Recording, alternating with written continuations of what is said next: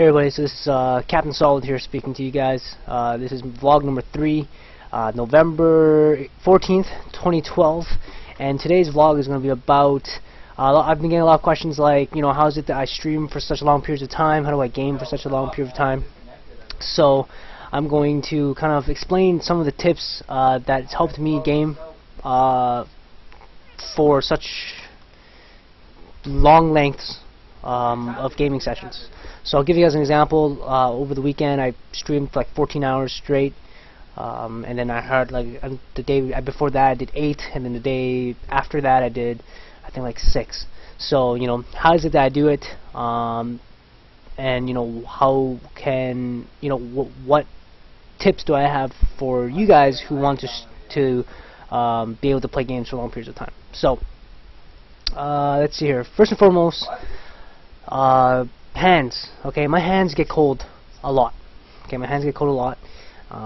So a few things that I do to keep my hands warm is I tuck my hands into my armpits, something like this. Okay, and your armpits are usually pretty warm, so if you tuck your hands into your armpits, even for like a minute, your hands should get warm. Okay.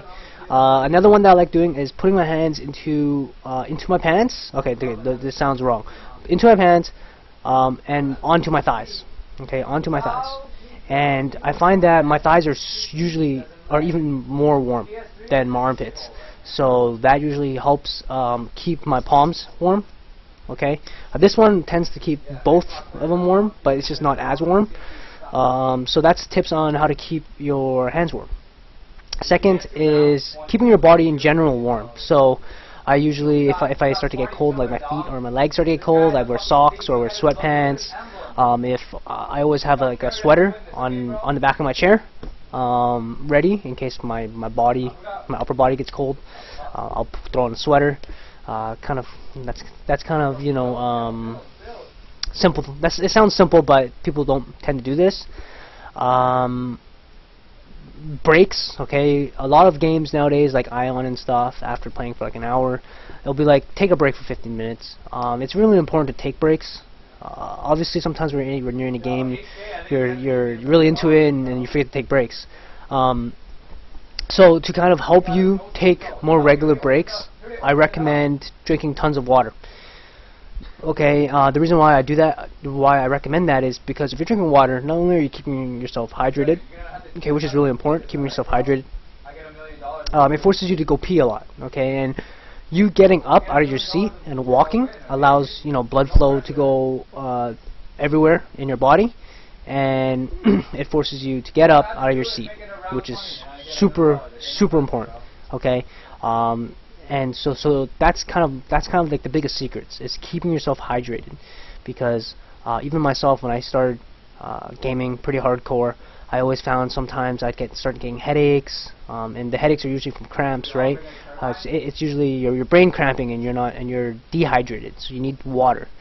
And obviously don't forget food, okay? Don't underestimate what food does for you. It gives you energy to continue going. A lot of people will notice when I'm streaming, if I have, you know, someone at home cooking lunch or dinner, then I won't take a break, because my food will come to me and I'll eat while I'm playing. But for people who watch my stream, if you notice, sometimes I will log off of my stream because I need to go and make food or go and buy food. So then I will get up, take a break, get food, refuel my body so I can play for longer periods of time.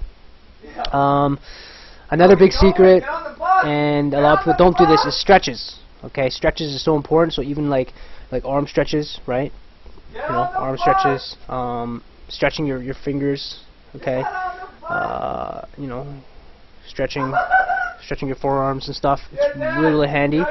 Okay, doing stretches, just getting up and stretching out your legs, stretching out your body is so important to being able to last for long periods of time when you're playing games. And then another thing, this is my last point here for this, is gaming equipment.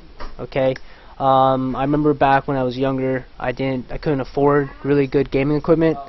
So I used to have like a crappy $10 keyboard.